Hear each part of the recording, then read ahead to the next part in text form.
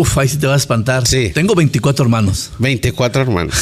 Yo desde ir a grabar, era musicalizar, y en aquel tiempo, no es como ahora, que ahora todos tienen en edición no lineal, era de máquina y máquina, era enter y échale a grabar. En una temporada muy, muy activa, entre 25 y 30 sistemas. Por ejemplo, vuelvo otra vez al 2005, que fue una temporada por demás activa, se terminaron las letras del alfabeto y se tuvo que recurrir al alfabeto griego.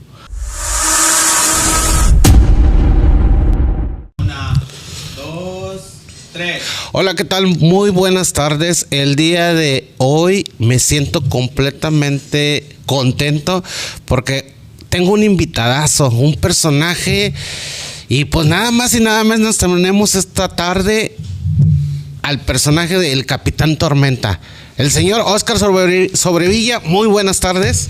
¿Qué tal? Buenas tardes, un gusto saludarte. Gracias por la invitación. Me siento muy contento y le agradezco que haya aceptado la invitación.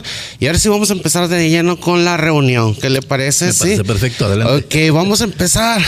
Óscar, ¿dónde nace Óscar? ¿Dónde ve la primera luz? Yo nazco en aquel tiempo era una villa, no era ciudad todavía, no tenía la cantidad de habitantes para que se requiera ser una ciudad. Era Villa Naranjos, Veracruz, allá en el norte de Veracruz, a 1 hora de Tampico. Ahora ya es Ciudad Naranjos, Veracruz, con más de, 10,000 habitantes, una ciudad ya grande, próspera. Pero nací en el año 1969, 15 de marzo del 69, en Naranjos, Veracruz. ¿Hermanos? Uf, ahí sí te vas a espantar. Sí. Tengo 24 hermanos. 24 hermanos. Todos vivos. Miento, ya fallecieron 2. Okay. Pero mi papá en aquel tiempo, cuando se casa con mi madre, él ya tenía 7 hijos de su primera relación, nomás que hay una separación ahí, se va con los niños y mi mamá los termina de criar en aquel tiempo. Al final ella tuvo los hijos, que yo vengo de 11 hermanos, de padre y madre, más 7 anteriores, y había uno que otro ahí de hijos pero mi papá les daba a todos el apellido. Total que en una reunión que hubo, mis papás ya fallecieron, pero salió a la relucir que eran 24, somos 24 hermanos. Bueno, ¿y en la infancia todos los hermanos se llevaban bien? Sí, eso sí. Yo tengo recuerdos vagos, porque ya los hermanos mayores, mis medios hermanos, que nunca nos dijimos medios hermanos, para mí siempre serán hermanos, aunque sean solamente de padre, pero los primeros que salieron del rancho en aquel tiempo, pues fueron los hermanos mayores, se vinieron a la frontera justamente. Sí. De Tampico y otros a la Ciudad de México, a Guanajuato. Tengo hermanos regados. La hermana primogénita, la primera hija de mi papá, que aún vive, tiene cerca de 85 años y vive en Estados Unidos, en Iowa, Estados Unidos. Okay. Se llama Dora. Entonces, ¿usted en qué número de hermano es? Pues soy de los más chicos. Okay. Abajo de mí todavía hay 3 hermanos más. Entonces, pues soy prácticamente de los más chicos. Ok, digamos que su infancia fue bien o mal, o cómo era una Navidad. Fueron Navidades alegres, pero carentes, de carencia. Sí, había carencia. Sí, había carencia. Yo lo recuerdo muy bien. El recibir un regalo era para mí fantástico. Cuando venían hermanos, cuando venía mi hermana Silvia de Tampico o mi hermano Alfredo también de Tampico, nos juntábamos en un lugar que se llama El Tigre, ahí cerca de la brecha Huasteca, sí, muy cerca de Mamey, Veracruz, cerca del rancho donde yo pasaba, o donde yo crecí prácticamente mi infancia, porque nazco en Naranjos, pero cerca de Naranjos hay un lugar que se llama Rancho El Rincón, y ahí estuve hasta el 3er año de primaria. 4º, 5º y 6º de primaria me voy a la ciudad de Tampico, hago la primaria, la secundaria, y en el 85 me vengo a Matamoros a hacer la preparatoria. Pero lo que preguntas, las Navidades fueron a veces tristes porque pues no había regalos, eran muchísimos hermanos, entonces eran festejar, algún pastel, algo convivio, pero no era recibir regalo tras regalo en Navidad, era muy, muy esporádico. Que prácticamente sí había carencias, ¿verdad? Sí había carencias. Bueno, entonces me dice que prácticamente la secundaria, la primaria y secundaria la pasa en el poblado donde me dice. 1º, 2º y 3º de primaria lo hice en el poblado, en la escuela rural ahí de Rancho El Rincón. 4º, 5º y 6º de primaria ya estoy en Tampico. Ahí vivía con mi hermana Rosaura, con Víctor, casi todos los hermanos fueron migrando del rancho. Los únicos que no migraron y se quedaron ahí y se encargaron del rancho es mi hermano Leopoldo e Ignacio. Son los dos hermanos ya con su familia establecida ahí en el rancho que se quedaron ahí a cuidar las tierras. Okay. Y luego ya cuando llega a Matamoros, ¿fue en qué año? En el 85. En el 85. Hice la preparatoria del 85-88, soy de la generación 85-88 en la Flores Magón. Cuando estaba ubicada en otra... Estaba ubicada en el Bordo, exactamente. Exactamente. Así. Y luego ahí empezó ya a trabajar. Fíjate que mi primer trabajo en Matamoros fue... No vas a creer, pero fue en una funeraria. Sí. Estaba yo en primero de preparatoria y en el laboratorio teníamos una hora de laboratorio, me acuerdo muy bien, y abríamos conejos, abríamos ranas, y una vez pasó por mi mente, ¿y qué sentir abrir un humano? Así surgió de que, bueno, voy a ir a una funeraria, toqué puertas, y me recibió el señor Rubén, que ya falleció. Esta funeraria estaba enfrente del Seguro Social de la Sexta. Sí. Y me acuerdo mucho también de José Delgadillo. Él en alguna ocasión, y lo acabo de leer en alguna de las páginas de Matamoros, dice que no lo recibí bien cuando fue a buscarme la obrera. En esa ocasión, cuando él fue a buscarme, había fallecido mi mamá. Y lo recibí así muy frío, yo traía otras cosas en la cabeza, pero él pues, quizás no lo sabía, no sé. Pero le quiero mandar un saludo desde aquí a José Delgadillo. Él ahora creo que vive en Río Bravo. Pero bueno, toco puertas. Estaba don Rubén, después entró también, o estaba ya con José Delgadillo, que estaba estudiando enfermería, creo que me acuerdo. Pero no duré mucho ahí, menos del año, duré como 8 meses, 9 meses. Y sí, aprendí, porque iba de médico legista, no me acuerdo el nombre del médico legista, donde él me decía, a ver, ayúdeme aquí a hacer el trabajo de la autopsia. Y era anécdotas increíbles de ese lugar. Pero estuvo mucho tiempo ahí. 8 meses. 8 meses. No, ni siquiera el año. Después a la par con la preparatoria, yo estaba estudiando teatro. Sí. Y en ese grupo de teatro de la Casa de la Cultura estaba Miguel Trejo, como maestro de teatro. Estaba José Ramón Fajardo, director de la Casa de la Cultura. Había danza, teatro, pantomima. Y yo estuve casi 2-3 años ahí estudiando teatro. Me encanta a mí participar, porque sí participaba. Tuve un monólogo, inclusive, que una vez nos invitaron a San Fernando. Y recuerdo muy bien que en aquel no recuerdo exactamente el año, pero el presidente nos corrió de ahí de San Fernando. ¿Por qué los corrió? Porque yo abría el espectáculo con un monólogo que se llama Volver a decir el mar, de Emilio Carballido, y ese monólogo pues tiene algunas palabras altisonantes, pero en el espectáculo, en el teatro donde fue la presentación, había puro maestro, no había niños, pero él inmediatamente que dije malas palabras empezó a tocar el escenario. Pues yo veía, una persona cuando se concentra y estás dando un monólogo, ves al infinito y no estás viendo quién te está viendo, cuando estás realmente concentrado. Yo veía así a lo largo, como borroso, que alguien le pegaba, yo seguía hablando, hasta que no vino el director de escena por mí, me agarró de los hombros y me sacó hacia atrás. ¿Qué pasó? No, suspende. Ya después él pidió disculpas, que se quedaran lo demás porque había danza también, había bailables. Total que todos se solidarizaron y pues nos regresamos de San Fernando y el público se quedó, ¿qué está pasando? Entonces ya no se concluyó con eso. Pues prácticamente él que no había leído en sí el monólogo, ¿verdad? Pues sí, pero no era como para suspender. O sea, él se espantó de escuchar algunas palabras que todo el mundo dice. Pero bueno, en fin, eso fue una anécdota de las tantas. Bueno, me está diciendo ahorita que a la par de la preparatoria estudiaba teatro, ¿verdad? Estudiaba teatro, pero con el mismo persona que nos daba clases de teatro, tenía un pequeño negocio de filmación. De filmación, que es la persona Trejo, me dijo. Sí, okay. Miguel Trejo. Entonces ahí es como inicia. Le mando un saludo, creo que él vive en Ciudad Victoria. Sí, ahora. Un saludo. ¿Ahí es donde inicia la primera visión para entrar a la televisión o no? Pues fue accidental, porque pues él me invitó. ¿Quieres trabajarlo? Sí.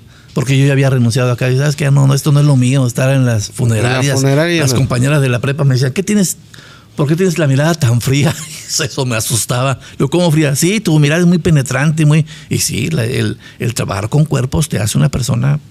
¿Le pasó alguna cosa paranormal en ese momento? Sí, muchas. Sí, muchas.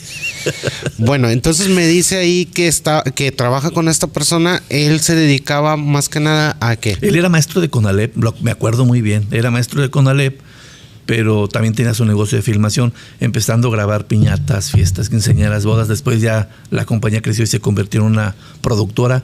Hacíamos doblajes de voces para la Chemical Flor, la empresa Química Flor, que ahora ya es otro nombre, creo que ya no existe. Documentales, y hacíamos trabajos interesantes de filmación, de grabación de bodas, pero también de documentales para compañías. Okay. Ahí empezó mi gusto por la producción, porque siempre había estado atrás de cámaras, pero cuando me invitan a estar frente a una cámara fue totalmente diferente, y eso fue ya en el 98. En el 98, pero me dice que le gustó la forma, más que nada, de ser, que era camarógrafo. Camarógrafo, editor, productor, hay cuenta que era el todo. Yo desde ir a grabar, era musicalizar, y en aquel tiempo, no es como ahora, que ahora todos tienen en edición no lineal, era de máquina y máquina, era enter y échale a grabar. Si te fallaba algo, era volver a empezar todo, porque era en el formato VHS, que después salió el formato beta. Y muchos años después ya entró la condición de grabar en tarjetas, pero eso ya fue muchísimos años después. Pero yo fui de los pioneros de grabación en VHS. Esa grabación original de un evento, yo me iba a la producción y veía las imágenes que eran las buenas, las mandaba a otro cassette, y era musicalizar, editar, hacer, pero todo era a corte directo. En aquel tiempo no había todavía las mezcladoras o efectos, no existían. Estoy hablando del 86, 87, 88, que fue hasta el 91 que duré en esa empresa. Pero ¿cuál fue su brinco a la televisión? Ahí mismo me comentaba, ¿verdad? ¿Fue por accidente? Fue algo accidental, porque me acuerdo que en aquel tiempo eran las votaciones para la alcaldía de Matamoros y estaba compitiendo Yarrington, Thomas Yarrington. Y era julio, si mal no recuerdo, julio del 92. Del 92, porque yo entré a Televisa en enero, un 4 de enero del 93 inició en Televisa, pero antes de eso, en julio grabo un evento donde queman el comité electoral. Había muchísima gente, algunos enardecidos, enojados, porque total, que no te hago el cuento largo, quemaron el comité electoral, pero yo vi el movimiento ahí y me voy al segundo piso de una lavandería de aquel tiempo. Y grabo todo, desde que me subo, grabo todo el movimiento. Cuando llegan los compañeros de Televisa, que fueron de los primeros que dicen, ellos, prensa vendida y vendido. Y yo grabo sin cortar, había gente también arriba, había poca gente arriba en la azotea de esa lavandería. Y tal y como grabé los 10, 15 minutos, así tal cual, sin edición, lo pasaron a nivel nacional esa noche. No sé si era Jacobo Zabludowski o Ricardo Rocha, no recuerdo, creo que era Zabludowski en la noche. Quiere decir que estaba en el momento justo, no era, o en aquel entonces pues no era como hoy que usábamos el celular. Esta cosa no existía. No existía, o sea, en ese momento traía su cámara y usted aprovechó, y fueron la premisa. Yo recuerdo que en esa ocasión el que me mandó a grabar fue Jorge Pérez González, el de La Paloma. Porque sí, también hacíamos cosas junto con Miguel Trejo. Y él habla a la oficina y dice, oye, ahí está Óscar, sí, mándalo ya al comité electoral, hay mucha gente, dice, no sé qué va a pasar, mándalo a grabar. Y sí, me mandan a grabar. No fue por accidente que yo estuviera ahí, me mandan a grabar el evento, pero pues yo empecé a grabar aspectos de la gente, cómo había el tumulto, y le empecé a escuchar. Pensé, esto se va a poner mal, porque empecé a escuchar así como que la gente estaba algo enardecidos, molestos por algunas situaciones que habían pasado, y fue cuando yo decidí subirme a la lavandería, porque dije, aquí algo va a pasar. Y sí, en efecto pasó. Empiezan a golpear al camarógrafo, le quitan la cámara, golpean, y increíble, antes no había las camcorder, no había, existían, pero los de Televisa traían la 3/4, la máquina la máquina grabadora aquí en el hombro, y había un multicable que iba a una pañalera, la máquina que grababa. Sí. Era el camarógrafo, y el ayudante del camarógrafo traía la casetera. Cuando vio el ayudante del camarógrafo que todo está poniendo muy tremendo, él se desconecta del multicable y se va, cuando ve que le están pegando al compañero. Entonces estas personas rompen la cámara y tratan de buscar el cassette. El cassette no estaba ahí, el cassette estaba en la casetera que se había llevado el compañero. Total que alguien lo rescata. Estaban los del canal 5 americano, canal 4 y 5, también ellos graban imágenes de ese aspecto. Y ya cuando rescatan al camarógrafo, la gente pues empieza a quemar el comité electoral y yo grabo todo eso desde arriba. Ya cuando los ánimos se calmaron, yo saco el cassette de esa cámara y me lo guardo entre el pantalón. Y me voy, me bajo así entre la gente, la cámara la oculto y me salgo de ahí. Pero en ese momento no sentí algún temor que diga, él no. me está grabando, ¿sí? Sí, como no, porque la gente estaba metida en su onda abajo. Pero si alguien me hubiera visto arriba grabando, pues muy seguramente me hubieran bajado a punta de golpes, no sé. Bueno, llega con el cassette. ¿Quién es el primero que se lo entrega? Pues a mi jefe inmediato, Eso. que era Trejo. Sí. Llega después Jorge Pérez y me dice, este material es importante que lo transmitan. Y vamos los tres, me acuerdo muy bien, nos vamos a Televisa. Aún no era empleado usted de Televisa, ¿no? Aún no era empleado, llegamos y pues era el único material calientito cosas que acababan de ocurrir. Ahí me tocó ver a José Juan Ruiz, estaba muy lastimado del brazo. Y esa noche, no recuerdo exactamente el día, pero creo que sí era día hábil porque había noticiero en la noche.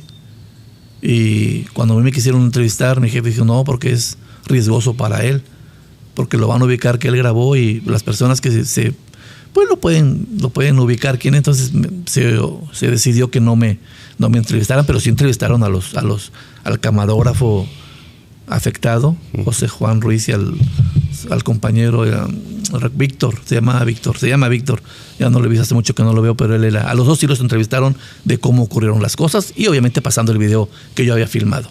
Ok, pero ¿le dieron el crédito o no se lo dieron? Sí me dieron el crédito, pero pues, ¿quién era Óscar Sobrevilla? Pues nadie lo conocía hasta ese momento. Allá en el 90, ¿qué te dije? 92. Julio del 92. Esa misma noche, bueno, en el noticiero, una tarde-noche, pasan ese video a nivel nacional. En ese momento usted se sentía orgulloso que dice, pues mi grabación. Mis imágenes. Usted quería que... Por ahí deben de estar, yo tengo la grabación de ese noticiero, por ahí debe estar, donde pasan, te lo voy a hacer llegar, voy a grabar un segmento y te lo hago llevar para que lo veamos, verlo. Y pues sí me sentía así como que hay más imágenes a nivel nacional, ¿no? Y ahí era el primer acercamiento con la televisora, ¿sí? Primer acercamiento con la televisora. ¿Y cómo fue? Pues ya cuando estamos ahí con el director general y el video y que no sé qué, esta parte yo la tengo muy presente, sin embargo... Él dice que no. Hace algunos meses platicando salió a relucir el tema y él comentaba, yo no me acuerdo de eso. Pero sí me acuerdo que él, pues me regaló una chamarra, pero me preguntó que si no quería trabajar ahí. Y no es precisamente si escoger la chamarra o no, la chamarra de Televisa, de las amarillas, de las que ya no existen. De las primeritas. Pero lo que sí es cierto es que me ofreció trabajo, yo ya había metido papeles. Al día siguiente me hacen la entrevista para entrar a trabajar ahí. Pero mi jefe me dice, no seas gacho, así con las palabras, no seas gacho, termíname la chamba que tenemos pendiente y te incorporas a Televisa en enero, y así fue. ¿Cuál era la chamba? Seguir editando algunos pendientes que había ahí en la... Señor Trejo, ¿verdad? Sí, se llamaba Vista Videoproducciones. Y sí, le saqué todo el material que estaba pendiente y... Todas las bodas y quinceañeras. Todo, y algunos documentales que hacíamos, todo le saqué el trabajo y ya después entro en el 4 de enero del 93 a Televisa. ¿Y cuál ya fue? Han pasado 31, 32 años. ¿Cuál fue el primer puesto, se podría decir? Ayudante de camarógrafo. Ayudante usted. Ok, ¿y se acuerda del primer reportaje que fue a hacer el ayudante? Hijo, eso no me acuerdo. La verdad que no me acuerdo, pero salía mucho con José Juan, con varios camarógrafos de aquel tiempo. Pero rápidamente, desde ser ayudante, rápidamente me pasaron a ser ya camarógrafo. Y salía mucho con César Guerrero, que en paz descanse, él era el de deportes. Con Sonia del Ángel. Unos reporterazos de Sonia del Ángel, ¿verdad? Sí. Bueno, fíjate que ella tenía a su camarógrafo, a su productor, que era José Juan Ruiz y Víctor. Esa parejita era muy tremenda, muy trabajadora. Cuando me invitan a mí, después de ya varios años, bueno, no tantos, 1 o 2 años, a ocuparme de ese programa que se llamaba Entre Nosotros, que conducía Sonia del Ángel, pues me convertí en el productor y editor y camarógrafo de nos tocó viajar a varias partes. Lo que más me recuerdo es ese viaje a Catemaco, a hacer un reportaje especial sobre la vida de los brujos de Catemaco. Sí, era de Sonia del Ángel, mis recuerdos vagos eran unos reportajes. Sí. Había muchos programas en Televisa de la producción Mujer Latina sí, se llamaba. Sí. Había programas musicales que se llamaba Variadísimo. Con Luis Avendaño. Que no me dejen solo. Patti Roots. Sí, Patti Roots. El programa de Medicina al Día. Bueno, esos programas, Medicina al Día yo lo coordinaba. Era un programa en vivo y lo coordinaba con los médicos. Rápidamente, y gracias porque a mí me encantaba la televisión, ascendí de ser ayudante de camarógrafo a productor, editor, coordinador de programas en vivo. Estuve mucho tiempo en el noticiero estatal como coordinador también de allá cuando empezó el estatal, no miento, los noticieros locales, porque el estatal inició en el 98. Fue justamente cuando me hace la invitación del Jorge de la Colina a que si no quisiera ser yo el presentador del pronóstico. Eso fue mi primera aparición el 13 de mayo del 98. Ok, ahora sí, anunciando el tiempo. Como presentador del Como presentador del tiempo. ¿Tienen un presentador del tiempo tiene previo una preparación, no sé, cursos o algo por el estilo? Estuve en cursos intensos, me mandaron a Cuba, a La Habana, con el doctor José Rubiera. Pero antes de eso fue después, porque yo recuerdo muy bien que cuando entré a la televisión, yo nomás sabía de máximas, mínimas, y yo me acerqué al aeropuerto. Me acuerdo de José Castañeda, le mando también un saludo. Él fue mi primer, le llaman ellos dobleces, decir de qué está compuesta la atmósfera, qué es una máxima, qué es una mínima, la condición del cielo, cuál tipo de nubes hay, a la altura de las nubes, altas, medias, bajas. Todo eso me fui empapando. Pero antes de eso, pues es que fue a la par. Estaba yo al aire y me iba yo al aeropuerto a aprender con los amigos del aeropuerto, con don Mario Horta, Víctor Garcés, de aquel tiempo. Me acuerdo muy bien que ellos fueron mis primeros maestros de esto de la meteorología. Y me aventaron al ruedo sin saber agarrar, como dicen los toreros, ¿cómo le llaman? El capote. El capote, ni la espada, sí. Y si tú ves un video de esos, los veo y me da risa porque tartamudeaba demasiado. Así, literal, el nervio y lo que tú quieras. Con el paso de los meses ya me fui como que acostumbrando. Es que el lente ese te impone. Sí. Te impone y ya sabes que está viendo muchísima gente y si estás en vivo no puedes tú, otra vez, no. Es en vivo y nada grabado. Entonces tienes que irte. Y ahora, no uso teleprompter. Realmente los conductores tienen abajo del lente hay todo lo que están diciendo en envío de notas y lo que leen de datos, lo están leyendo. De tal manera, pues se sienten cómodos y lo leen. Pero yo o leo o señalo. Entonces, ningún presentador del tiempo usa teleprompter, que yo sepa. Pero utilizan la pantalla verde, ¿verdad? La pantalla verde. Te tienes que empapar de lo que estás diciendo, lo que estás viendo, porque pues no puedes usar teleprompter. Tienes que... Al principio sí, era hacer yo mi acordeón, qué es lo que voy a decir, máxima, la mínima. Ahora, no había tanta tecnología, yo me acuerdo, y eso lo voy a decir, usábamos el mapa de The Weather Channel. Fíjate, estoy hablando ya del 98, y a ese mapa lo único que hacíamos era quitarle el logotipo de The Weather Channel, y así lo sacábamos al aire. Solamente 10, 15 segundos. Ya después los gráficos eran propios, hechos ahí en la empresa. Y era en PowerPoint. ¿Sí? Y ahora actualmente ya es una compañía que se le paga una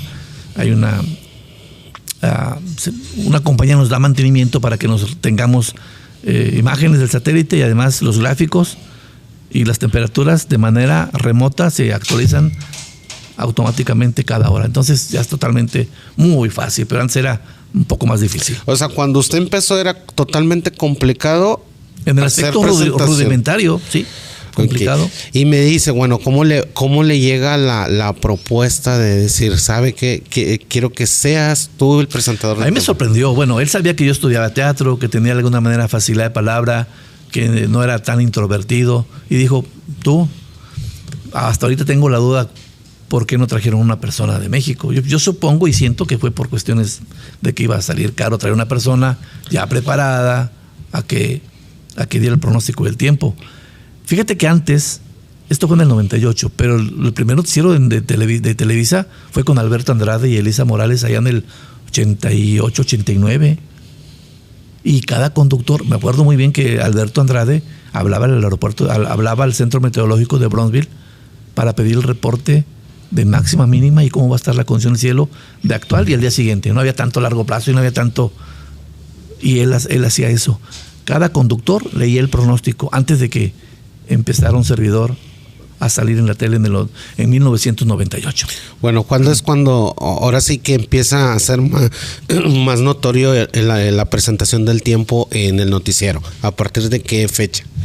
¿Cuándo es Óscar Sobrevilla hace su primera presentación en televisión? Yo recuerdo que fue ese 12 de mayo del 98 en el proyecto estatal del noticiero, porque el noticiero primero era regional, nada más había Matamoros y los alrededores, Reynosa, Río Bravo, ¿sí? El Valle de Texas, como es actualmente, que se ve nada más aquí. Pero ahora, bueno, ya ahora el noticiero de Matamoros se ve en todo el estado, porque después de los cambios que se presentaron hace un mes, donde quitan Laredo, Victoria, Tampico, que era una zona fuerte, ahora lo que hacen es que todos los reporteros de los diferentes municipios mandan información a Matamoros y desde Matamoros se produce el noticiero, ahora sí en todo el estado. Pero bueno, me fui muy adelante. Antes era regional y yo inicié en el 98, te digo, en el noticiero estatal. Posteriormente surge el noticiero con Cifuentes casi a la par. Bueno, es que ese noticiero de Cifuentes ya existía antes del 98, ¿sí? Pero te digo, yo no salía, no había presentador de pronóstico antes del 98. Antes del 98, ok. Cada quien leía o una gráfica nada más así rápida. Y fue Martín Cifuentes el que me pone ese mote. Ahí vamos a llegar. Entonces el mote del Capitán Tormenta se lo da Cifuentes. Fue también en ese año, en el 98, meses después, cuando ya me incluyen también. Porque un servidor, yo duré varios años, mañana, tarde y noche. Nos hicieron, había un programa de Buenos Días de Mujer Latina, me acuerdo, pero en ese Mujer Latina no había pronóstico, simplemente había un noticiero que duraba 1 hora, que era el de la mañana. Después la tarde con Cifuentes y en la noche con Alberto Andrade. Entonces duré muchos años en los 3 noticieros, hasta que después ya se incorporan las señoritas. Mira que por el departamento han pasado cerca de 24 personas, casi todas señoritas, mujeres, damas, y un servidor es el que ha estado ahí pues prevaleciendo, porque sí, duran 1, 2, 3 años, después renuncian, se van, qué sé yo, pero ya han pasado 25 señoritas. Bueno, ¿y qué tan real es cuando dice, digamos, el comentario que comúnmente vemos en Facebook, TikTok, todo eso? Ajá. Cuando dice, ¿sabes que la tormenta va a estar fuerte cuando quitan a la chica y ponen a Sobrevilla? Lo que pasa es que eso se ve desde, por ejemplo, en Monterrey está Mauro Morales. Sí. Y Mauro es el mero de ahí, pero tiene muchísimas señoritas en Televisa Monterrey. Y está Abimael, que es de Multimedios, y también está bien y muchas señoritas que dan el pronóstico del tiempo. Y eso se toma a broma, pero sí es cierto. Cuando hay condiciones donde realmente se requiere hablar ya en serio de algo, un sistema, sea tormenta, sea un frente frío, pues sí, ponen a las personas que ya tienen muchísimo más experiencia. Y en esta carrera yo no me considero que ya lo sé todo. Sigo aprendiendo porque la meteorología, que es una ciencia realmente nueva, que estudia el comportamiento de la atmósfera, no es como la física, la química o las matemáticas, que son ciencias exactas. La meteorología no lo es una ciencia relativamente nueva, no es una ciencia exacta, por tanto, solamente hablamos de pronósticos, el pronóstico del tiempo. Entonces, en ese sentido, pues yo me considero que sigo aprendiendo de ello. Y sí, es cierto eso de que cuando quitan a las señoritas y ponen a las personas, bueno, pues sí. Es cierto. Es cierto. Bueno, y cuando ahorita que el tema que está diciendo que es pronóstico, ¿qué pasa cuando realmente Óscar Sobrevilla da un pronóstico que va a llover y no llueve? Ahí es el detalle. Cuando las condiciones están dadas para que ocurra el evento y no ocurre, hijo, eso te va como en feria. Es que usted dijo que iba a llover. Sí, y ahora yo aprendí algo. Jamás en meteorología puedes afirmar, mañana va a llover. No. Mañana hay probabilidades, porque esto entra dentro de la ley de las probabilidades, ¿sí? De que suceda o no suceda el evento. Aún y cuando estés completamente seguro, tú siempre vas a decir, hay probabilidades de lluvia, hay probabilidades de que entre un sistema frontal, porque ahora, en los últimos 10 años la tecnología ha avanzado increíblemente. Entonces, en temporadas ciclónicas, por ejemplo, ahora con la ayuda de los satélites y modelos numéricos impresionantes de supercomputadoras muy modernas, pues ya nos da un análisis del surgimiento de un sistema y los modelos te dicen o te indican en tal tiempo ese sistema puede estar en el Golfo de México. Ahora, es impredecible y causa mucha, ¿cómo te puedo decir? Cuando un sistema está muy lejos allá por las costas de África, yo como presentador no puedo decir, este sistema nos va a afectar en Matamoros. Espérate, no es por ahí. Porque el cono es muy amplio, el cono de probabilidades de que ingrese o no ingrese. Primero hay que esperar a que se fortalezca el sistema y ver cuál es su comportamiento en el mar, en el Océano Atlántico. Si ese sistema llegara a entrar al Caribe, entonces sí, ese gran cono que había de probabilidades se achica y ya hay más certidumbre de que ingrese al Golfo de México. Pero genera incertidumbre cuando el sistema está muy lejos. Y hay muchas páginas amarillistas que cuando apenas está formado un sistema, viene huracán para Tamaulipas, o inclusive se atreven a decir, viene huracán para Matamoros. Es prácticamente imposible saberlo. Entonces no podemos adelantarnos a un hecho de que un sistema, esperar que se forme, esperar que haya una mayor gestación y ver cuál es su ruta a seguir. Pero, insisto, los modelos del Centro de Huracanes de Miami a veces son muy certeros, como ocurrió con Emily en el 2005. Un huracán que estaba allá por las Antillas y ya se enfilaba. Aquí iba a entrar al Golfo de México y así fue. Pero mi pregunta siempre ha sido, ¿cómo sabemos, o sea, en qué se basan para decirle, ok, en determinado tiempo va a formarse el huracán y ¿cómo son los márgenes de exactitud? Porque yo veo, es en el caso del eclipse, sabes bien que el día tal... Bueno, ahí esa cuestión es astronómica. Del eclipse se hablaba hace más de 30 años y acabo de presentar hoy justamente en el noticiero una narración de Jacobo Zabludowski del 91. Ya pasaron más de 30 años.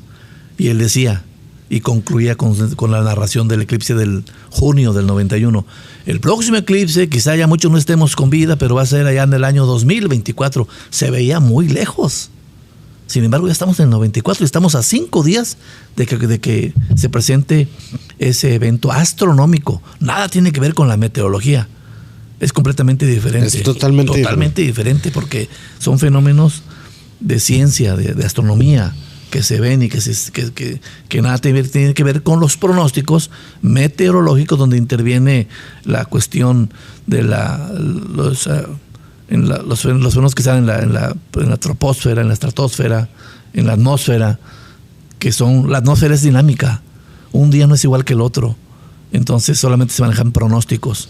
Pero bueno, tomando el tema de lo que me dices de cómo es que no sabemos, el proceso evolutivo de un sistema tropical primero tiene que ser un sistema de baja presión, que si la fuerza de los vientos aumenta, se convierte en una depresión tropical, posteriormente tormenta, y si es mucho más fuerte, se convierte en huracán. Y ya cuando es huracán, hay una categoría del 1 al 5, la famosa escala Saffir-Simpson. ¿Cuántos huracanes han afectado a Matamoros de manera directa? Solamente uno, en el 67, y fue el Viula. Sí. Un servidor todavía no nacía, yo nací en el 69, pero en el 67 ese huracán entró por la boca del río en Playa de Bagdad. Pero en aquel tiempo Matamoros no era una ciudad densamente poblada como lo es hoy, pero sí dejó incomunicado varios sectores de la ciudad de Matamoros. ¿Por qué? Porque había inmensidad de lluvia, tremenda condición de inundación y fuertes vientos en la ciudad. Entonces, nosotros, primero que nada, cuando hay un reporte, es por medio de digamos, sabes que esta condición meteorológica puede afectar a Matamoros, primero se le informa a quién, o sea, ¿de dónde sale esa información? La información oficial es del Centro de Huracanes de Miami, que está en coordinación directa con el Servicio Meteorológico Nacional, que es la fuente oficial del gobierno mexicano, ¿sí? Ellos, con toda la tecnología de primer mundo que tienen, van siguiendo el sistema en aguas internacionales, allá en el Atlántico. Cuando el sistema tropical ingresa al Golfo de México y ya el servicio meteorológico lo tiene prácticamente, hay más certeza hacia dónde va a impactar, pues ya el servicio meteorológico pues prácticamente da los boletines oficiales a los medios, y ya los medios lo aterrizan a la población por medio de la radio, la tele, ahora con los medios digitales, con las redes sociales. Ahora, en ese tiempo aparecen muchos meteorólogos de la nada, o sea, inclusive se atreven a modificar o a manipular la gráfica oficial ya sea de México o de Estados Unidos, a ponerle flechitas. Me refiero a que si el sistema está en el Mar Caribe, ponen una flechita que va al Golfo de México, aun y cuando no hay certeza absoluta de que vaya a llegar al Golfo de México. Y eso provoca en la población alarman de más a la población, y eso no es correcto. Prácticamente cuando ha pasado estas inundaciones, ¿sí? ¿A qué se debe que a veces, como dice usted, es un pronóstico, desde la noche a la mañana llueve, no estaba pronosticada lluvia y se hace una inundación? Habrá que separar modelos, habrá que separar eventos. Si son eventos tropicales, sabemos de antemano que si el sistema está dirigido y sabemos que estamos a 4 o 5 días de que llegue, nos vamos a inundar. Pero no sabemos porque viene el sistema directito y hasta te asusta de que acá este sistema sí ve que se va a tocar el centro de Tamaulipas, por ejemplo, o va a tocar Veracruz. Un huracán no te afecta a una ciudad, un huracán te afecta a varias ciudades al mismo tiempo. ¿Y qué tanto es mito y realidad que estamos protegidos por los extraterrestres? Porque nunca pegan huracanes. ¿O a qué se debe? ¿Cuáles son las condiciones? No podemos decir nunca porque no estamos exentos de... Pero si refrescamos la memoria histórica, hablamos del 67 de Viula, hablamos 2005 del huracán Emily, 2008 de Dolly, 2010 del huracán Alex, y del 2010 para acá no ha habido ningún sistema en la zona noreste, y por eso ahora estamos sufriendo de una sequía terrible. Las presas de la región están en niveles críticos, tanto Coahuila, Nuevo León y Tamaulipas, y esto es realmente... Tan crítico es que varias ciudades, varios municipios de Tamaulipas ya están haciendo tandeos de agua. Matamoros no lo ha aplicado, pero muy probablemente en Matamoros se tengan que recurrir a que corten el agua en ciertos momentos del día porque está crítica la situación en cuanto al agua. Tanto su labor como en pantalla también ha sido su labor en el exterior, ¿verdad? También ha cubierto ahora sí, ¿cómo se llama? ¿Una tormenta? Sí, yo recuerdo muy bien cuando se hizo la cobertura del huracán Emily. Nos tocó estar en el servicio meteorológico en Brownsville, en el National Weather Service. Inclusive ahí pasé la noche. Porque cuando un sistema está prácticamente amenazando, ya estamos hablando de 150 kilómetros frente a las costas de Tamaulipas, pues tienes que estarle... Me da cuenta que poniéndole huella, y no puedes tú descuidarte, irte a dormir y regresar, probablemente ya no puedas cruzar por cuestión de lluvia, viento, lo que sea. Se decidió pasar la noche en ese lugar. Pero la pregunta que me hacías, y me quedé a medias, tendríamos que dividir eventos tropicales y eventos de tormentas eléctricas. Esas tormentas de que de repente no estaban pronosticadas y ¡pum!, amaneció inundada la ciudad. Ha pasado. Sí. Ha pasado, porque a veces dices tú, hay 20-30% de lluvias, tormentas eléctricas, pero a veces no ves en el reporte que hay aviso de inundaciones repentinas. Ahora ya se ha aplicado ese término, porque antes no era así. Hay pronóstico de lluvias, no te decían si se puede inundar o no se puede inundar. Ahora, el grueso de la población, cuando ve un 100% o 90% de lluvias, piensan automáticamente se va a inundar la ciudad. Yo soy una de ellas. Pero déjame decirte de que la probabilidad no determina de ninguna manera la cantidad de lluvia que pudiera caer. Hemos tenido en la región 20% de lluvias, 30%, y se ha inundado increíblemente la ciudad con un 30-40%. Ha habido ocasiones que tenemos arriba del 60-70% y no cae una sola gota. Entonces, esa cuestión del pronóstico es meramente, tienes que estar muy... A veces vemos el cielo negro y dices tú, caray, ya viene la lluvia. Y vemos las condiciones dadas, inclusive en el radar. Pero ¿qué ocurre? A veces en las altas capas el viento es tan fuerte que toda esa nubosidad se la lleva el viento al mar, y en la ciudad no cae nada y cae en el mar, siendo que había un alto porcentaje de lluvias. O al revés, de que tú dices, está la condición dada, no es tan negro el cielo, pero de repente empieza a llover intensamente y que no estaba pronosticada tanta lluvia y cae. Entonces, a veces muy difícil. Con las tormentas tropicales de verano, me estoy refiriendo. Cuando son eventos tropicales que va siguiendo la tormenta tropical, es completamente diferente y ya hay más certeza porque las vas monitoreando desde que surgen del Atlántico o en el Caribe o que se metan al Golfo de México. Mientras tanto, no es. Bueno, y un reporte meteorológico también va incluida lo que nos platicaban nuestras abuelitas, las famosas cabañuelas, ¿también pueden entrar dentro del reporte meteorológico? Fíjate que eso de las cabañuelas se cumplía.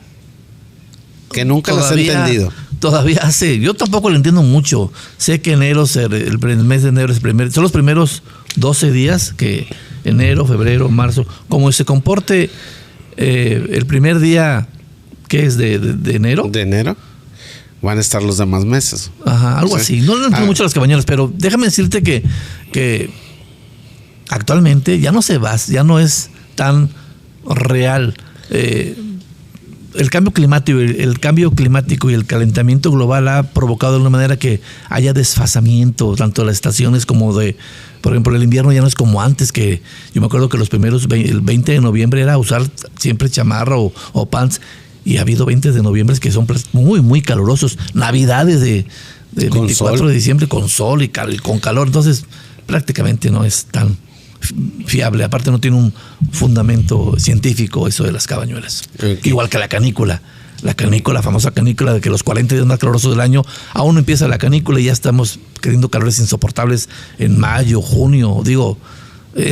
Realmente no es tan fiable. Entonces, tanto las cabañuelas como la canícula no hay un fundamento.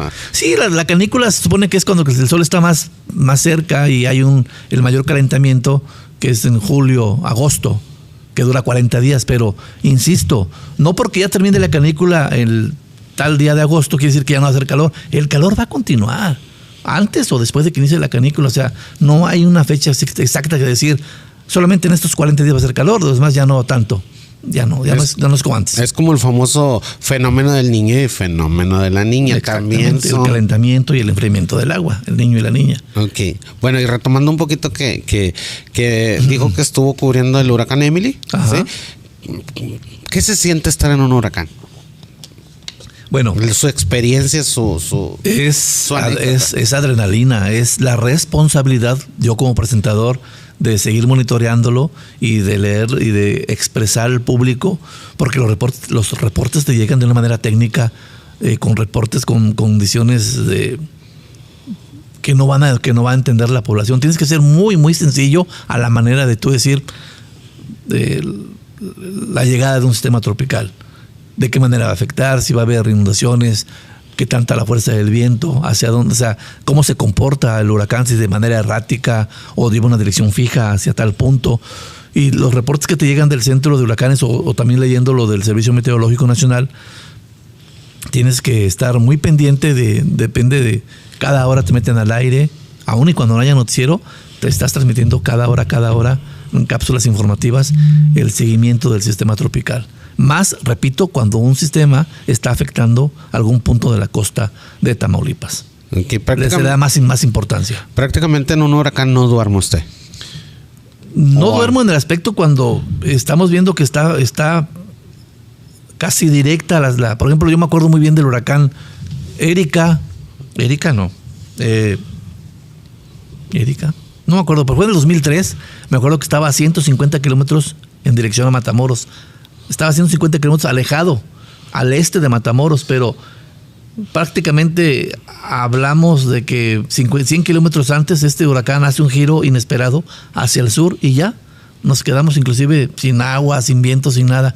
Así, de ese tipo de anécdotas han ocurrido muchísimas veces. Pero cuando se trata de cobertura, por ejemplo, me acuerdo de mi amigo Carlos Medrano que estuvo cubriendo en la playa y se ve como el viento lo movía, las fuerzas del viento del huracán Emily. Y déjame decirte que este huracán no afectó directamente a Matamoros. El centro del huracán fue a 150 kilómetros al sur de Matamoros, allá por Carboneras, en San Fernando. Pero es tan grande el sistema que afectó muchas colonias sin luz en Matamoros, con Emily en el 2005, a algunas zonas inundadas. Hay huracanes que se caracterizan por fuertes vientos o bien por muchísima lluvia. Recordemos al huracán famoso Otis en Acapulco, que por cierto Es un tema bastante largo y eso que sale ahora. Pero Otis, por ejemplo, fue un huracán que tomó por sorpresa a Acapulco.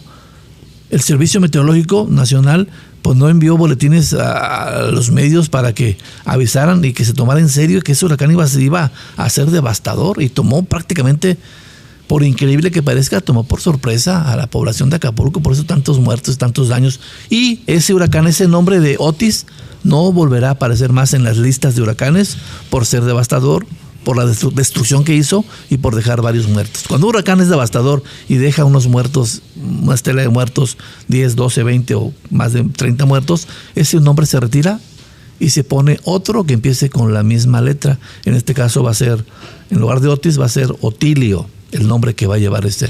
¿Y cómo les ponen el nombre a los huracanes? ¿En qué se basan? Los países miembros de la Organización Meteorológica Mundial, hay un comité de huracanes, y esos países miembros mandan una lista a la Organización Meteorológica Mundial, y esa lista de nombres ellos se encargan agarran nombres en español, de nombres en francés y nombres en inglés, solamente de esta parte del Norteamérica, de Estados Unidos, México y de la zona de Centroamérica. Los países miembros mandan esos nombres y ya la organización se encarga de hacer una lista son 6 listas las que existen, 6 listas de nombres para huracanes o tormentas, tanto en la zona del Atlántico y otras 6 listas en la zona del Pacífico. No son los mismos nombres los que se manejan en el Atlántico a los que se manejan en el Pacífico. Katrina, que fue un huracán devastador también en 2005 en Nueva Orleans, dejó de aparecer Katrina y se reemplazó con el nombre de Katia. Tiene que ser con la misma letra y por supuesto con el nombre, si es masculino o femenino. Y bueno, ¿y qué se diferencia del masculino y femenino? No recuerdo el año exactamente, pero se hizo un orden. Antes no había un orden para nombrar los huracanes. Cada presentador o cada persona, meteorólogo en turno que lo descubría, le ponía el nombre del santo de aquel tiempo, el nombre de político, el nombre de su suegra, en serio, y no es broma. Ponían los nombres sin ningún orden. Por destructivas. Sí. Entonces ya, no recuerdo bien la fecha, pero la Organización Meteorológica Mundial retomó y puso control en cómo se iban a bautizar los sistemas tropicales. Antes eran por nombres de mujeres, y cabía el nombre de que las mujeres son muy destructivas o no sé qué. Pero ya hubo después un orden de decir, no, va a ser hombre de masculino y femenino. No tiene nada que ver, simplemente se incluyeron nombres masculinos y femeninos, y son una total de 25 nombres, van de acuerdo al alfabeto, de la A a la Z. Okay. Más o menos en un año, ¿cuántos huracanes puede haber? ¿No se sabe? En una temporada muy, muy activa, entre 25 y 30 sistemas. Por ejemplo, vuelvo otra vez al 2005, que fue una temporada por demás activa. Se terminaron las letras del alfabeto y se tuvo que recurrir al alfabeto griego. Alfa, beta, gamma. Han sido 2 ocasiones, 2005 y 2010, que tuvo que recurrir al alfabeto griego. Realmente sí existe, como lo acaba de decir, una temporada de huracanes. ¿Cuándo es un mes que diga, nunca va a pasar un huracán? En meses del agua está fría en el Atlántico, no va a haber formación de sistemas, meses de noviembre, diciembre, enero, febrero, marzo. Es imposible. Imposible que haya huracanes. Siempre son en la temporada de verano, cuando el calentamiento del agua es increíble, por arriba de los 30 grados, que es el combustible principal de un sistema tropical, el calentamiento del agua. Tiene que estar por arriba de 28, 30 grados Celsius o centígrados para que empiece a haber, no solamente la temperatura del agua, tiene que haber otros factores, por ejemplo, que el sistema de baja presión, que hay un sistema de baja presión, y con una baja presión hay formación de nubes, hay una rotación, y empieza ahí justamente una perturbación tropical. Pero tiene que ser de junio a noviembre, todos los años. O sea, dentro de 2 meses vamos a empezar la temporada. De junio a noviembre, dura 6 meses la temporada ciclónica. Y puede haber 25 huracanes. ¿Sí? Entre 25, 30 cuando es muy activa, o simplemente 15 o menos cuando es muy poco activa la temporada ciclónica. ¿Y quién pone las categorías del 1 al 5? Hace muchísimos años, 2 ingenieros del Centro de Huracanes de Miami, el ingeniero Simpson y el ingeniero... ¿Y por qué todo pasa en Miami? Es lo que me llama la atención. Porque ahí está el centro de huracanes, un edificio impresionante en cuanto a cobertura, en cuanto a... Ellos tienen el gobierno de Estados Unidos tiene los aviones cazahuracanes. Un servidor tuvo la oportunidad en el 2001 de volar en un avión de esos. pero no nos tocó volar ningún huracán. Era un vuelo de reconocimiento, un vuelo científico de investigación en la zona de Oaxaca. Ahí en la zona del Pacífico, en esa zona que es una zona ciclogenéticamente hablando muy activa de sistemas tropicales, y la UNAM junto con Estados Unidos hicieron un sobrevuelo y a mí me invitaron en aquella ocasión y hice algún reportaje sobre ese vuelo. Es impresionante subirte a ese avión. Es un avión Hércules que fueron usados en la Segunda Guerra Mundial, pero rediseñados o readaptados para poder meterse a los centros de las tormentas o huracanes. Increíble. Prácticamente es un avión, es un laboratorio volador, un laboratorio, porque solamente dentro del avión solamente hay computadoras, hay radiosondas, hay equipos de cómputo que sirven para medir la fuerza, la velocidad, el viento de un huracán. No propiamente el avión. El avión hace su trabajo de meterse dentro del huracán, pero el avión trae radiosondas que son lanzadas constantemente dentro del huracán para que lancen información en tiempo real al satélite, y el satélite manda la información al centro de huracanes de Miami, y es con esa información, además de los satélites, que se hacen los modelos de proyección hacia dónde se mueve el huracán. Es increíble, es algo muy sofisticado. Prácticamente ese avión no lo puede derrumbar el huracán. Fíjate que es la zona más segura dentro de un huracán. Es increíble, pero ese avión no pueden ser aviones de turbina, tienen que ser de turbohélices. Ahora, un avión no puede atravesar un huracán así de manera, porque las paredes del huracán hay viento, hay tiempo severo, hay viento ascendente, descendente, hay granizo, que si el avión intentara meterse, simplemente volaría en pedazos. El avión lo que hace es meterse por arriba, estamos dando una altura de 8 kilómetros, y se mete por arriba del ojo del huracán. Y el avión no puede durar más de 8 minutos dentro de un huracán. Suelta las ondas y se tiene que volver a salir. ¿Cuántas veces puede ser meterse a un avión? Las veces que él quiera, pero no puede durar muchísimo tiempo dentro de ese ojo del huracán. Al meterse hay mucha turbulencia, hay movimientos terribles, pero ya estando dentro, el ojo puede medir hasta 80 kilómetros de diámetro. 20, 30, 50, hasta 80 kilómetros, el más grande que se conoce, que fue el huracán Mitch en el 88. Pero dentro del ojo del huracán, por increíble que parezca, no pasa absolutamente nada. Hay viento calma, cielo despejado. Es por eso que antes moría muchísima gente cuando llegaba un sistema tropical o un huracán mayor a la zona de la costa. El primer efecto de un huracán son las paredes delanteras. Pero conforme va avanzando el huracán, quedas dentro del ojo del huracán y se despeja, ves el cielo despejado y no se mueve la hoja de un árbol. Y tú, ya pasó el huracán. No, antes no se conocía mucho de los huracanes. Y sucedía que estaban dentro del ojo. Cuando el huracán seguía avanzando, ahora la parte posterior del ojo, la parte de atrás, era la que golpeteaba de nueva cuenta y con mucha más fuerza, y mucha gente la tomaba por sorpresa y moría por la caída de árboles que la aplastaban o agua, qué sé yo. Bueno, increíble. Y en el dado caso contrario, cuando hay sequía, que el mismo gobierno hace el bombardeo de nubes, ¿cómo provocan que llueva? Tiene que haber ciertas características. Por ejemplo, el gobierno de Tamaulipas, todavía hace un par de meses están haciendo esa situación, pero a mí me da cierta curiosidad, y para mí a veces es como una falacia, porque si hay pronóstico de lluvias, ellos lo que según dicen, entre comillas lo digo, estimulan las nubes para que llueva más. Pero ¿por qué no lo hacen, por ejemplo, en una situación donde no hay pronóstico de lluvias y hay nubes ahí para que las bombardeen? Pero ellos dicen, bueno, es que la nube tiene que tener ciertas características, pero a mí me llama la atención de que hay 40, 50% de lluvias en Ciudad Victoria, por ejemplo, y mandan al avión a bombardear. Si llueve, es que ellos bombardearon, pero es que ya estaba pronosticado que iba a llover. Lo que ellos dicen es que estimulan a la nube con bromuro yoduro de plata para que se presente la lluvia, pero a mí se me hace puede ser tontería de que... Realmente es un mito de bombardear. Pues no es mito, porque hay gobiernos que sí lo han hecho, pero lo que sí no es cierto, y queda mucho así a la duda de qué tan efectivo es que hagan eso. Ok, y ahorita retomando el tema de que le digo quién le da las categorías 1, 2, 3, 4.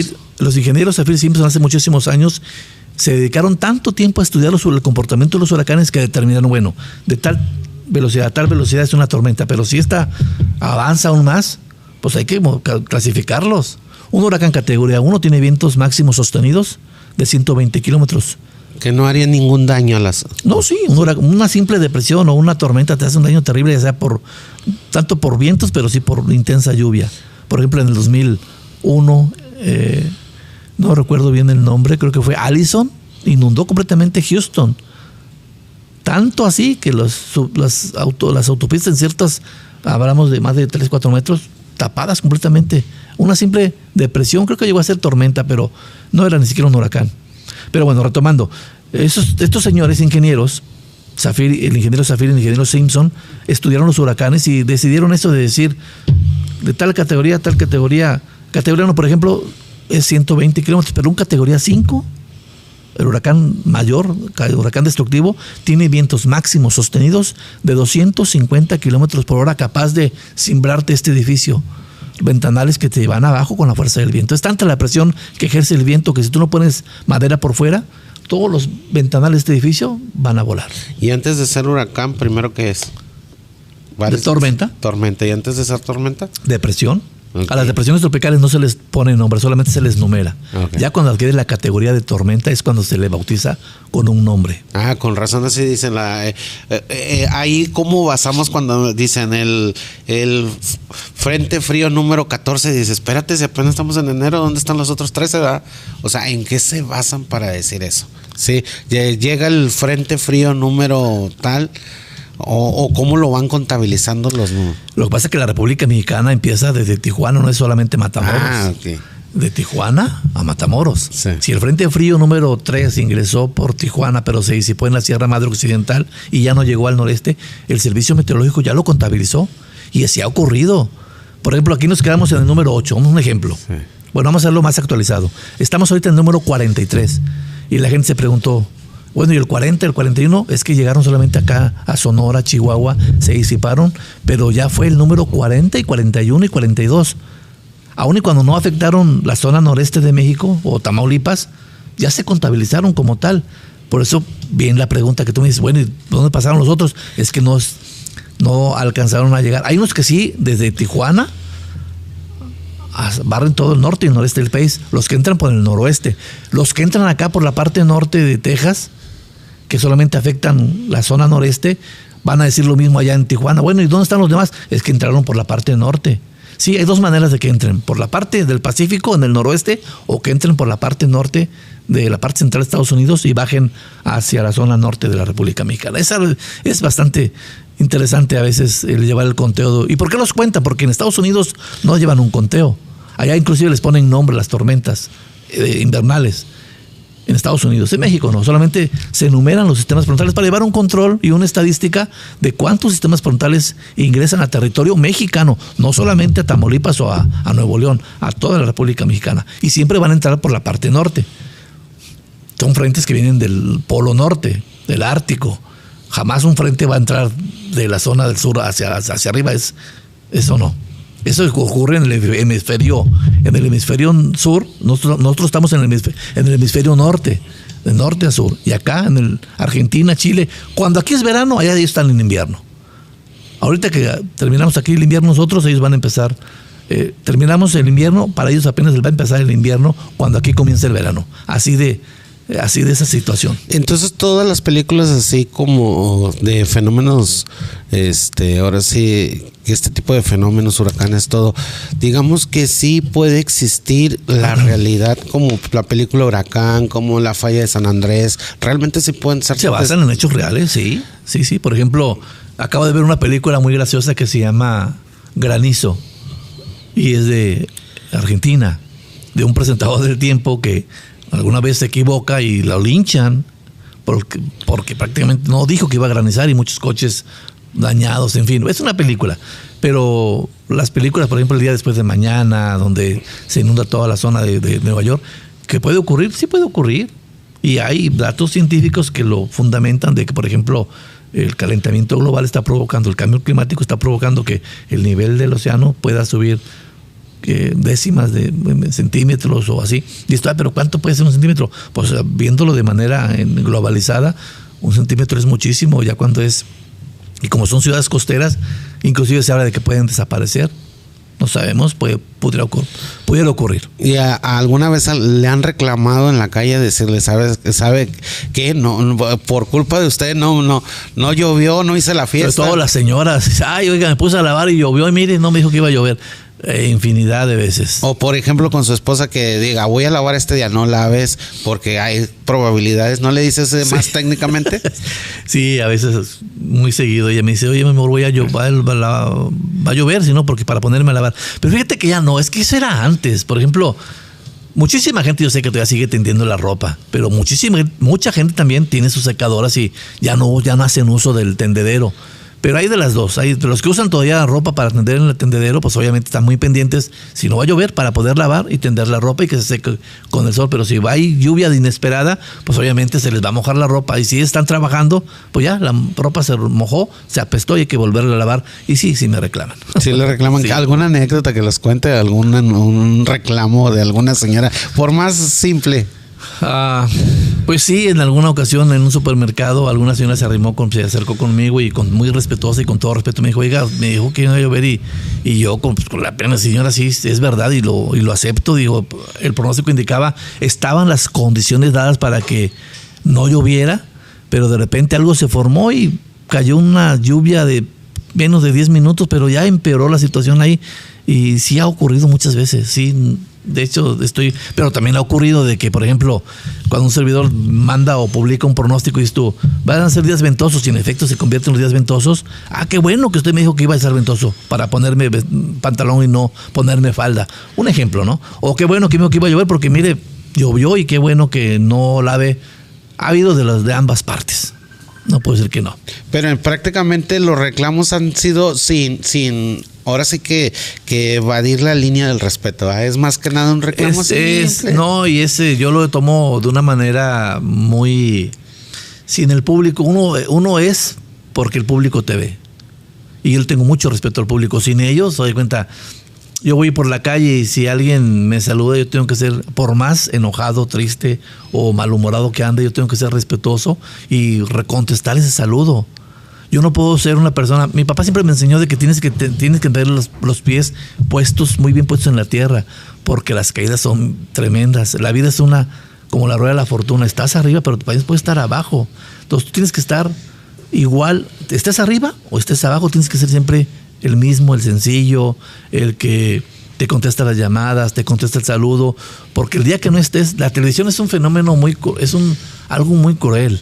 Porque estás vigente en la tele y eres Óscar Zorrilla, pero cuando ya no estás en la tele, por una u otra razón, que te jubilaste, que te corrieron, que ya pasó tu ciclo, al paso del tiempo la gente se olvida de ti. Entonces tienes que ser siempre muy cordial, muy amable y ser el mismo en la tele y no fuera de la tele. Así de sencillo. Ya prácticamente estamos cumpliendo ¿cuántos años en la televisión? Como el Capitán Tormenta. 25, 26 años. 25. En la empresa tengo 32. Ya 32 años. Voy a cumplir 32, cumplí 31. En enero del 2025, si Dios me presta vida, y todavía vamos a cumplir 32. Ahora se acerca ya también, tengo 55, acabo de cumplir el 15 de marzo. Se acerca ya pues el decir adiós en 4 o 5 años más, la jubilación, despedida y todo eso, porque también hay que disfrutar la familia, no todo es televisión y todo es todo tiene su ciclo, dice la Biblia inclusive, todo tiene su tiempo debajo del cielo, tiempo de llorar, tiempo de reír, tiempo de abrazar. Entonces si llega el tiempo ya de decir adiós, pues habrá que hacer seguramente y dar las gracias al público por todos estos 32, 35 años, 40 quizá, que voy a cumplir. ¿Ir a extrañar la televisión? Sí, cómo no. Es algo que es parte de tu vida, es parte de del día con día. Llueva, truene, a calor, tienes que estar cumpliendo en la televisión. ¿Y habrá ahora sí que un continuador de un legado? ¿Un Capitán Tormenta Junior? No lo sé, pues si pudiera ser. ¿Le gustaría que uno de sus hijos se dedicara a eso? Pues mira... Tengo 4 hijos y de los 4, todos, una es maestra, uno se fue por la ingeniería, mi hija mayor tiene 22, Otra hija le gusta, quizá una de ellas, pero no le gusta mucho, no le gusta nada el estar frente a la tele. Le gusta más estar atrás y está estudiando justamente eso, pero en Estados Unidos. Entonces, y otro es ingeniero petrolero. Entonces, creo que de los 4 ninguno se va a inclinar por la cuestión de la meteorología. No. Entonces, prácticamente el día que usted falte, ¿quién los va a dar el reporte? El mundo sigue. Mira, yo he aprendido algo bien importante, que somos todos necesarios, y esto aplica para cualquier empresa. Somos necesarios, pero no indispensables. Si tú no estás, hay otro que va a entrar en el engranaje para que esto continúe. La televisora va a seguir, el noticiero va a seguir, aun y cuando un servidor ya no esté. Pero sí es cierto lo que dice. Por ejemplo, hay un ejemplo muy palpable cuando Miguelito Morales falleció, ese intrépido reportero, pues que nadie ha llenado ese carisma que él tenía, nadie lo ha llenado. Entonces quizá pudiera ser de que cuando yo me despida, que quizá alguien se quede, pero alguien que tenga ese mismo, pues mira, 30 años no se dicen fácil. Sí, efectivamente. Bueno. La continuidad, la mantenerse en una empresa no es fácil, porque tienes que tener, primero, ser responsable y no faltar, en fin, son muchos factores que intervienen para que, pues mira, yo empecé, por ejemplo, algo que no te he platicado. En el 2005, a raíz de Emily, yo tuve la iniciativa de visitar las escuelas primarias y secundarias para dar una plática a la cual llamé Por una mejor cultura de la prevención. Y visitaba desde primarias, secundarias, a veces preparatorias. Pero la primera administración que dijo, fue con el presidente, en aquel tiempo era Baltasar Hinojosa, que fue presidente municipal de Matamoros. Sí.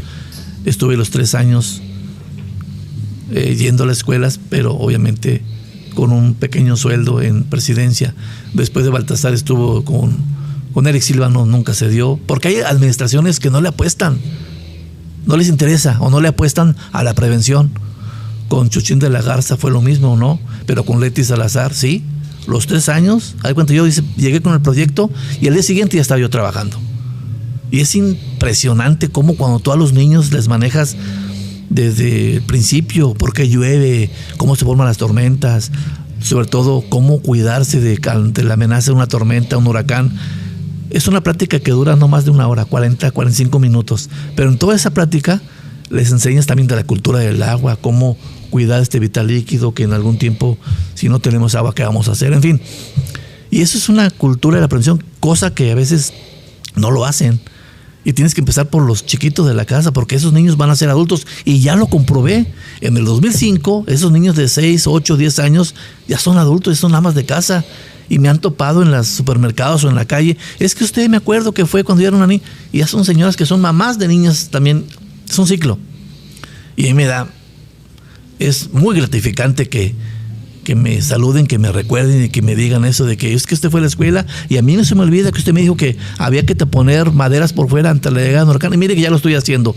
Eso es el mejor pago que puedo tener, de que se acuerden de un servidor allá hace más de 20 años. Sí, bueno, está bien. Entonces ya estamos llegando al final de esta plática. Ahora sí que les digo que es la primera vez que me pongo nervioso con un invitado y usted lo vio. Ahora sí que le agradezco, y le agradezco también al set de AETI Eventos de Pedro Hernández, que hizo todo lo posible. Sí, en los últimos detalles pudimos llevar esta entrevista. Le agradezco infinitamente. Usted lo vio muchas veces. No batallé mucho, como dice, es cierto, siempre me recibió amablemente y aceptó la invitación. ¿Algo que quiera agregar ya para despedir la plática? Yo siempre me despido con esta frase que no es mía, es de Max Mayfield, el que fuera director del Centro de Huracanes de Miami, y dice: la preparación por medio de la educación cuesta menos que el aprendizaje por medio de una tragedia. La repito, la preparación por medio de la educación cuesta menos que el aprendizaje por medio de una tragedia. Y esto lo vamos a ejemplificar de esta manera. Aquella persona que va con su niño caminando por cierta calle de Matamoros y hay un hoyo, una alcantarilla abierta que ha estado abierta por años y nadie le ha puesto atención. ¿Cuándo le van a poner atención? Cuando ese niño se le zafa de la mano de su papá, corre, cae a la alcantarilla y muere ahogado. Al día siguiente, por arte de magia, esa alcantarilla fue tapada. ¿Pero qué tuvo que ocurrir ahí? una tragedia. Una tragedia. Entonces, ¿qué mejor que hablar de la prevención? Actuar de manera preventiva y no reactiva.